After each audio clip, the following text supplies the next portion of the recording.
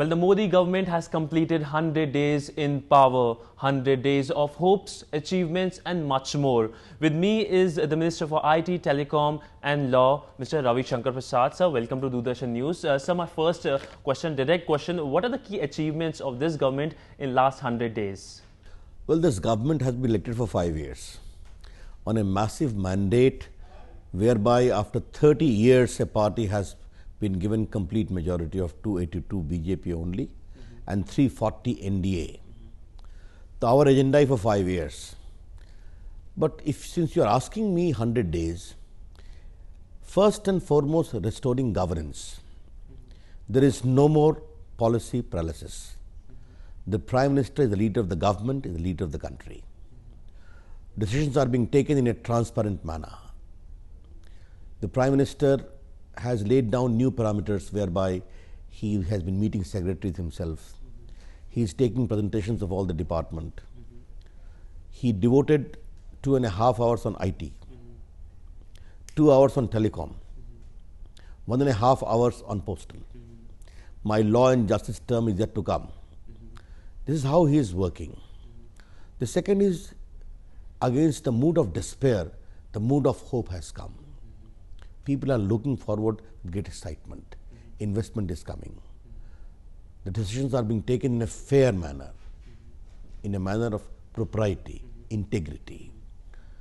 You have seen the case of foreign policy also, the neighbors, the great resounding success of his visit to Japan.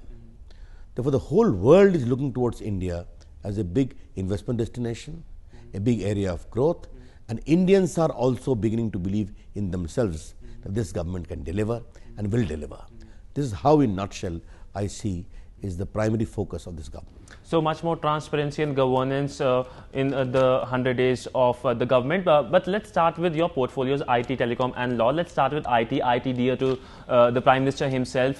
Prime Minister on Teachers' Day himself said that Digital India, this project will empower the students. So let's talk about IT. So how do you plan to transform this sector, the IT sector, starting with the IT sector itself? Well, IT has been a great success story of India. You know that India has developed as a big soft power and also software power.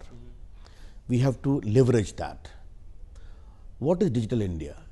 India is sitting at the cusp of a big IT revolution. We have got 90 crore mobile connectivity. People of India want to have a platform available to get empowered more. And if I articulate, first is empowering Indians to the power of technology. Second, digital literacy, whereby every Indian must be taught about digital local content. We have laid on a program of 2 hours to 40 hours to 10 hours. And people who are belonging to the SC, ST, BPL areas will get it free, others at a nominal price. Secondly, broadband connectivity. Every school must have a broadband. Every college, university must have a Wi-Fi connectivity. The tourist area must have a connectivity of Wi-Fi. We, in the National Optical Fiber Network program being done by the government in the Ministry of Communication and IT working together, 60,000 Gram Panchayat shall be covered in this year, 1 lakh next year, 1 lakh next year. All the Gram Panchayats, we will have this broadband connectivity. Thereafter, retailers will take over. Other agencies will come. And what will happen? E-education, e-health, e-entertainment, e-information for farmers and others. And most importantly, e-commerce, whereby we will have warehouses in the rural areas, mufassil areas. So this is how people will get employment, awakening, e-services. For instance, your birth certificate, your caste certificate, your land records. All this needs to be digitized. This is how we propose to work. And lastly, in this segment, electronic manufacturing. We don't manufacture anything but electronic, from set-top box to mobile phones to smart cards to various other electronic goods. So we are pushing electronic manufacturing in a very big way. And you may recall the PM said on the 15th of August, come make it in India. You know, this is how the whole thing is going to lift India into a great knowledge society. Sir, talking about digitally empowering the people, you want to give rights to people. In many Western countries, there is right to broadband. Can we see such right to broadband in India coming soon? You know, when you talk of right, that is one aspect. But if you create the environment, the right becomes available by itself. Do you need to have a right to mobile? Do you need to have a right to telephone? I remember when I became an MP for the first time, I could give 100 fixed telephone out of turn. Now no one asked for it. It is available. In a similar way, this is a game changer exercise, whereby if they become available, the pressure of the public itself, you are in television, do you need to have a television connectivity as of right? It is available. And the service providers ensure whichever area you are, there is proper television connectivity. As a former INB minister, I have myself seen a great growth in FM channels, radio, television connectivity, cable, DTH, all platforms came and television became available in the entire country. In a similar way, broadband would become available everywhere where the government's initiative program of priority is being pursued. Sir, but many have said that your plans when it comes to broadband are too big. Probably you won't be able to deliver it at least by 2019. At least this is someone from the government itself, the TRI chief has said this, that when it comes to broadband, we might just fail because the plans are too big. I don't wish to make any comment on what someone has said, except to say, when Vajpayee government came with a national highway program, there were people who were critics, and ultimately, national highway program became a big success. Therefore, you have to dream big to make it big. And by the way, post 26th May, India is different, led by a very dynamic Prime Minister who works so many hours a day and ensures that programs are implemented. Sir, as you just said, you're working under a dynamic Prime Minister. The country is under a dynamic Prime Minister. So how is it being like working under a dynamic Prime Minister, under Prime Minister Narendra Modi for past 100 days? Like you just said, there is no Saturday or Sunday. It is very important for viewers to know that the Prime Minister Narendra Modi, as the Chief Minister for 14 years in Gujarat, did not take a single day leave. That includes Sundays as well.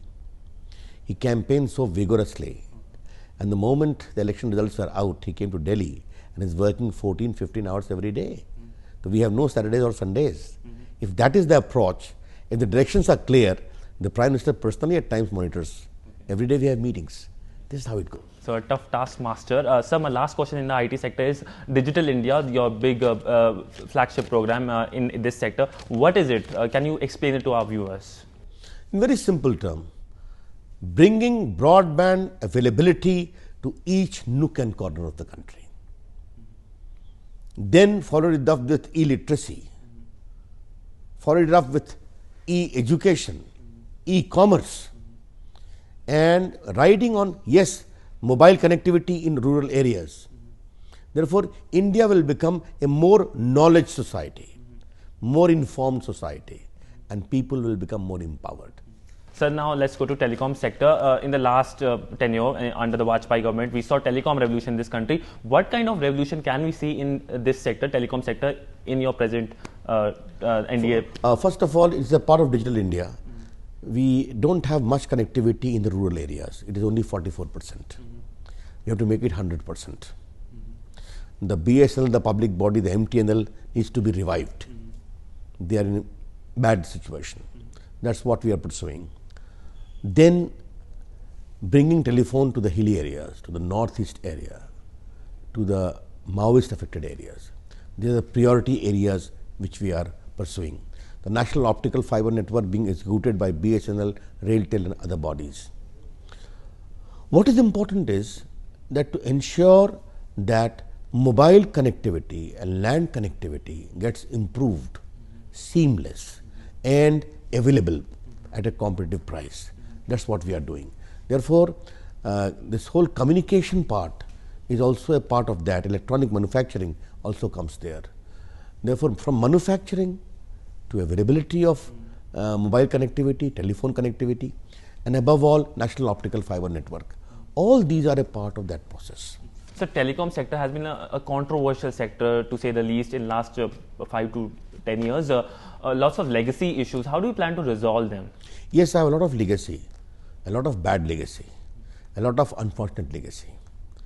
And the mantras which we have decided it, decisions will be taken on transparent, fair, reasonable and objective manner.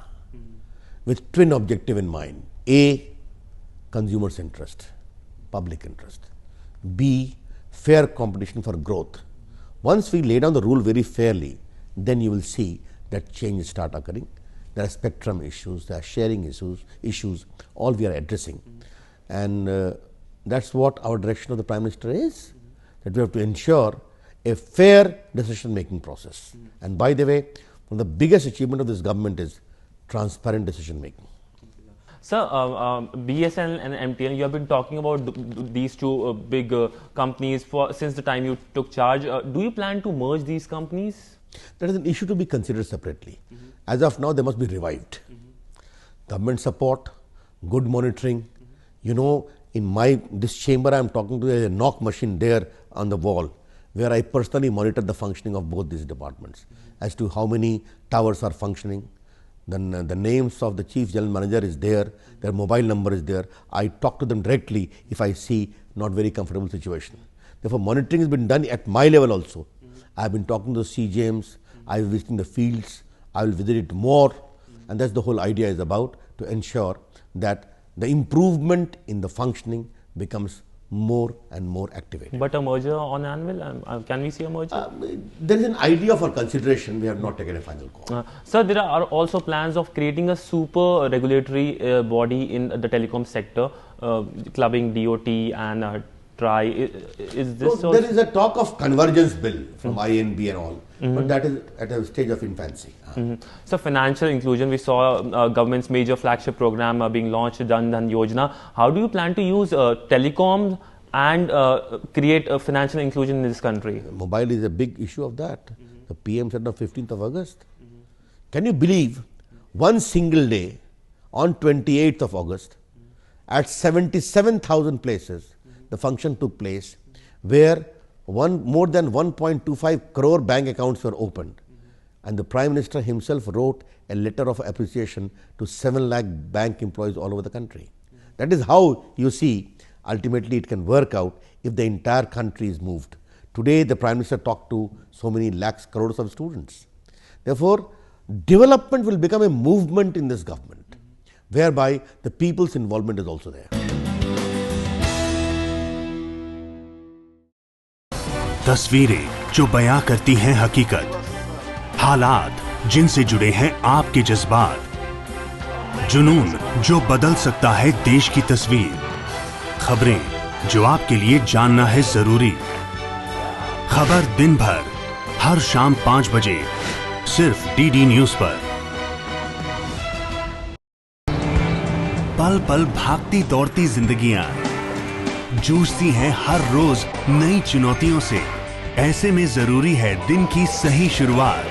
DD news लेकर आता है आपके लिए हर बड़ी खबर, ताकि देश दुनिया पर रहे आपकी नजर।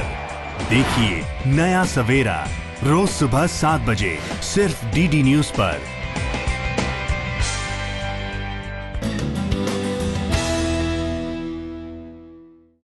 So governance, you have been talking about governance, improvement in governance, transparency in governance. You have been using internet for governance. Prime Minister's Facebook page is much liked. Your Twitter page, you post all the events. So this form of governance, what's the response from the people? You have also launched a website, MyGov. So what's the response from the people? Just to give you one instance, MyGov we launched, where we sought people's response on issues like child rights, infanticide, rights of girl child, Ganga cleaning, environmental issues. And within a fortnight to 1 month, we got 4 lakh plus suggestions which have been properly considered. On this whole issue of 15th of August, we asked them to give suggestions as to what kind of greetings the Prime Minister may give. Designs came, we selected, and the Prime Minister gave email greetings to 35 lakh in the country, more than 1 crore SMSs. This is how you are using technology for the involvement of the people. Today you saw as to how technology was used for the Prime Minister, so that students sitting far away in Leh or in Thiruvananthapuram or in Andaman Nicobar, we are able to ask questions to the Prime Minister. Therefore, technology becomes the means of communication and dialogue between the Prime Minister and a small school child. That's how it's working. So technology, clearly a new mantra. Now moving on to your other portfolio, that's law. You are the law minister also. What's the key judicial reform under your government? You know, the first and foremost are two. We have digitized nearly 14,000 courts of India. And recently we have got a portal whereby jails are also sought to be digitized. Tihar jail has been done a pilot project. At some other jails in different parts of India it is being done. We want to do it at the national level, whereby at the click of a button you can know as to how many under trial prisoners are in the jail and for how many time they have been detained. If they have covered 50% of their charges under which they have been detained, law demands they should be released. Now at a click of a button you can know that. The court records will be digitized. At a click of a button you can know how many cases are pending where. So this is a good development. Then I have taken initiative to ensure that the posts of judges are filled up, pending 300 in different high courts of India. I have written to Chief Justice of High Court. I have asked them to fast track the courts of criminal cases of women, infirm people, child, elderly people. That's doing very well. Alternative mechanism of dispute settlement must be encouraged. We have got 18 lakh traffic challan cases, 22 lakh check bouncing cases. All these can be settled, fast tracked. And then institutional changes like in the National Judicial Commission bill we have just passed, whereby not even a single opposition was there in both the houses of Parliament. And let me tell you, this bill has not been done in a hurry at all. It was pending for the last 20 years. We had 6-7 parliamentary committee recommendations, Justice Venkat Chalaya Commission recommendations. Then we had 3-4 attempts to amend the constitution. Now the decision has been taken, and I am sure this will bring in transparency also in judicial appointments. So these are the initiatives we have taken. So the national judicial bill needs to be approved by the state governments also. By what time do you think that the governments of the state governments will approve? I have written to the chief ministers of all the states, and the concerned documents are also going from the Rajya Sabha and the Parliament soon to the various assemblies. But don't forget, assemblies are sovereign. We can only request. They will take a call, and once 50% of the assemblies have ratified it, thereafter it will send to the president for his approval, and once this becomes a law, then the subsequent appointment bill will be sent to the president for his assent. But sir, there was a PIL, though it has been disapproved by the Supreme Court. Can you preempt, like there can be in future a PIL seeking the fact? India is a free democracy. Anyone can go to the court. If there is a court intervention, we will convey our views to the court. Sir, how is this the new system of appointing judges better than the previous system, that's the collegium system? Well, I can only say late Justice J.S. Verma, a very eminent Chief Justice of India, who had authored the 1993 judgment, himself stated that the architecture which I had created needs improvement and there is a need for review. There have been so many other recommendations. We talked to the political parties, we talked to the jurists, and all of them said collegium system needs improvement, needs to be replaced. That's how we have gone. So recently your government approved a new approach of releasing under trials who have been serving their sentences, and the sentence they will be awarded. So how will this reduce the pressure on the courts? Surely, if petty offences people are there not getting bail. For instance, if the sentence is 4 years and he is in jail for 2 years, he should be released. Trial needs to be expedited. All these are collective issues which we are following: technology, legal intervention, persuasion, education, and also awareness as to how we have to ensure that access to justice become faster. So clearly everything is intertwined, technology with judiciary, improving governance overall. So let's now talk about the controversies also which in 100 days have marred the government, which includes vendetta politics, in a sense removal of Congress appointed governors. What do you have to say about that? Because many have said that it's kind of disapproving the fact that you are asking governors to clearly put under pressure. Governors come by the back door and want to go by the front door. Is it fair? If you ask my view, it will be appropriate for governors themselves to offer resignations. Many governors in the NDA regime offered to resign once a new government came about. They have been Congress leaders, chief ministers hardly a week ago. Therefore, that is there, but we have many governors whose term was to expire are still continuing. This is a process. Governor is a link between the center and the states. And governor must be in tune with the mind of the center as well. I can only say this, that our government has been very fair also in persuading, also waiting for the completion of term, and many have resigned on their own. Why should we debate about that? So another controversy is relation with Pakistan. I mean, initially there were goodwill gesture, but later on many would say that a trivial issue derailed the entire talks. It was not a trivial issue at all. The Modi government did something historic, invited all the SAARC leaders to witness the oath taking, the first. Okay, we want good relations with Pakistan, but Pakistan must also understand our sensitivity. Your High Commissioner is talking to the Hurriyat. Just 2 days before, the Foreign Secretary talk is to take place. How far it is fair? Will it be proper for an Indian leader to go to Pakistan and talk to the independents in the movement? No. And in spite of our conveying to them that this will not be appreciated, if you go ahead, that means you are not earnest about talking. That is important. Therefore, it is Modi's government. It will not follow the previous beaten path. Those who are in the neighborhood, he went to Nepal, he went to Bhutan, what a great welcome he got, he went to Japan. But as far as India's strategic needs are concerned, Mr. Modi's government will talk strongly and with strength. That message has to go. We wish good relationship, but India's sensitivity has also to be appreciated. Sir, my last question is, in last 100 days, one thing you could have done but you couldn't do. Can you just tell us? I'll have to figure out. All of us are working for the good of the country, and I think the country believes we are doing well.